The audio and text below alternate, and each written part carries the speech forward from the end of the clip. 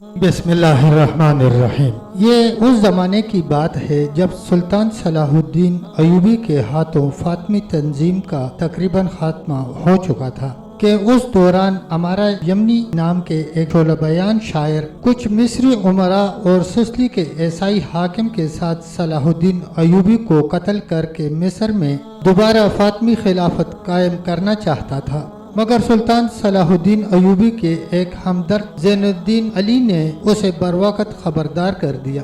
سلطان صلاح الدین ایوبی نے فوری طور پر اس سازش میں شریک ہونے والے تمام افراد کو گرفتار کر لیا اور پھر انصاف کے تقاضے پورے کرنے کے لیے مصر کی عدالت عالیہ میں ان پر مقدمہ چلایا گیا۔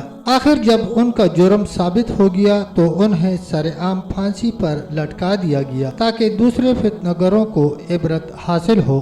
ابھی اس واقعے کو چند ہی دن گزرے ہوں گے کہ سلطان نور الدین زنگی کے حکم پر صلاح الدین ایوبی نے 568 ہجری میں کرک پر لشکر کشی کی اور اس کا محاصرہ کر لیا۔ اسی محاصرے کے دوران صلاح الدین ایوبی کو ایک جانگداز خبر ملی، اس کا باپ نجم الدین ایوب گھوڑے سے گر کر مر گیا تھا۔ صلاح الدین نے سلطان نور الدین محمود زنگی کے نام معذرت نامہ تحریر کیا اور کرک کا محاصرہ چھوڑ کر قاہرہ روانہ ہو گیا۔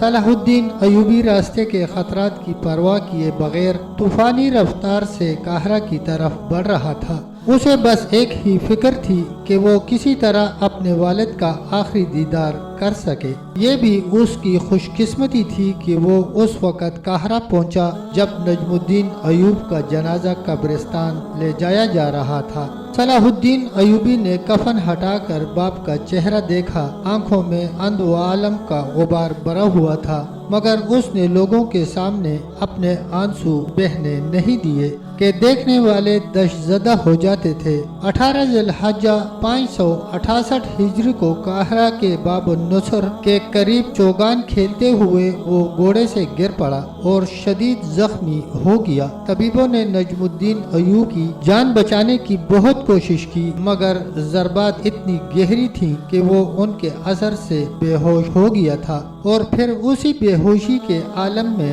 رخصت ہو گیا۔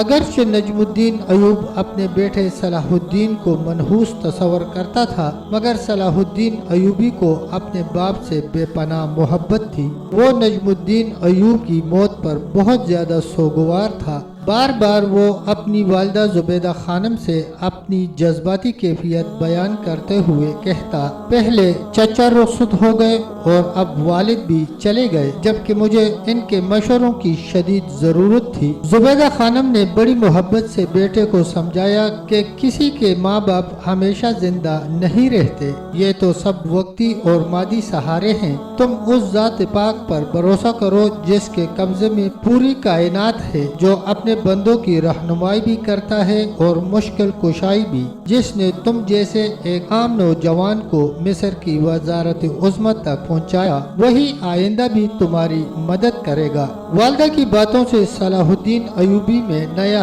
حوصلہ پیدا ہوا۔ پھر زبیدہ خانم نے اپنے بیٹے سے ایک عجیب سوال کیا، صلاح الدین، مجھے بتاؤ کہ تم یہ جنگیں کس کے لیے لڑ رہے ہو؟ اپنی حوث اقتدار کی تکمیل کے لیے یا تمہارا کوئی اور مقصد ہے؟ صلاح الدین ایوبی نے حیرت سے والدہ محترمہ کی طرف دیکھا اور نہایت پرسوز لہجے میں کہا، میدان جنگ کی طرف اٹھنے والا میرا ایک ایک قدم اسلام کی سربلندی کے لیے ہے۔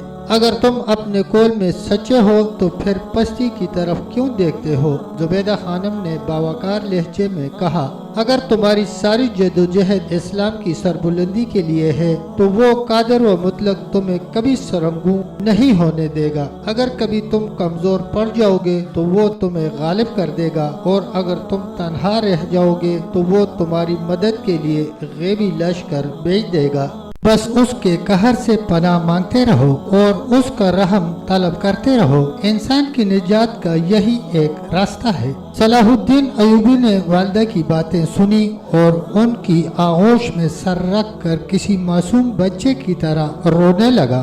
नजमुद्दीन अयूब की मौत खुद सलाहुद्दीन ही के लिए नहीं, सुल्तान नूरुद्दीन महमूद जंगी के लिए भी एक बड़ा अलमनाक हादसा थी। नजमुद्दीन अयूब एक बहादुर और तजुर्बाकार सपसालार था। उसके मरते ही दुश्मनों का ख्याल था कि नौजवान सलाहुद्दीन मिस्र की सियासत पर अपनी गिरफ्त मजबूत नहीं रख सकेगा। उसके लिए कमीनगाहों में छुपे हुए दुश्मन बाहर निकल आए। सबसे पहले एक शख्स अब्दुल नबी खारिजी ने यमन पर कब्जा करके खलीफा बगदाद मुस्तासी बअमरुल्लाह का खुतबा मौकूफ करके अपना खुतबा जारी कर दिया। जैसे ही सलाहुद्दीन अयूबी को खबर मिली, उसने अपने बड़े भाई शमसुद्दौला तुरान शाह को एक लश्कर जरार देकर यमन की तरफ रवाना कर दिया। शाह यरूशलेम अमूरी के जासूस भी हर वक्त सलाहुद्दीन अयूबी की ताक लगे रहते थे। जैसे ही शमसुद्दौला अपनी फौज लेकर यमन की तरफ बढ़ा,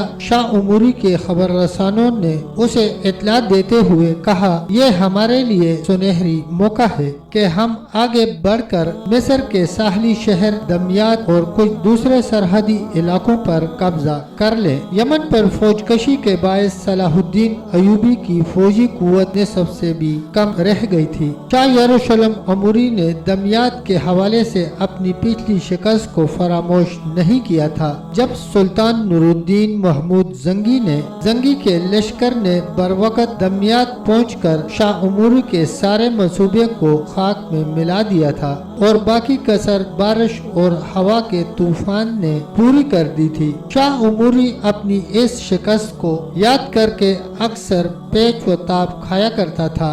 अगर उसका बस चलता तो वो सुल्तान नूरुद्दीन महमूद जंगी और सलाहुद्दीन अयूबी के साथ उनके खानदानों का नाम व निशान तक मिटा देता। अभी वो दमियात की शिकस्त के जख्म को करीद ही रहा था कि फ्रांस का मशहूर काहन बत्रीक यरूशलेम पहुंच गया। शाह अमूरी जाती तौर पर बत्रीक से वाकिफ नहीं था, मगर बत्रीक शाह फ्रांस लुईस हफ्तम का खसूसी खत लेकर आया था। उस खत में तहरीर था, यसु मसीह आपकी और यरूशलेम की हिफाजत करें। मैं मुकद्दस काहन बत्रीक को आपकी खिदमत में भेज रहा हूँ। ये तुम्हें बताएंगे कि किन औकात में मुसलमानों पर हमला किया जाए ताकि सलीबी आइंदा शिकस्त तरीक से महफूज रह सके। मुकद्दस काहन बेशुमार रूहानी ताकतों के मालिक हैं।